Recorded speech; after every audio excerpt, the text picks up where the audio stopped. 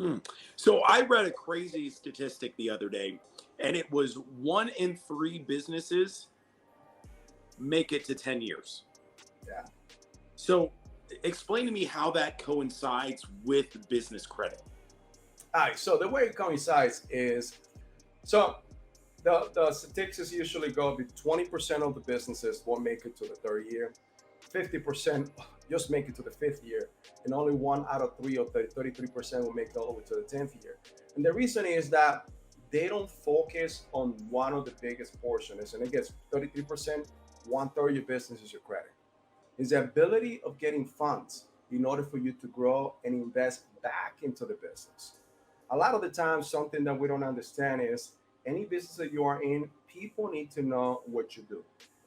And most of the money that business owners are able to get usually put it back into the operation and products that they provide. But they never concentrate on one part that is essential, which is marketing.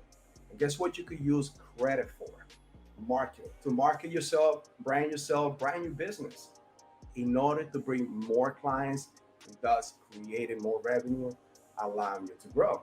This is why only one out of three make it to the 10th year because only one out of three would understand the concept of creating business credit while the other two won't.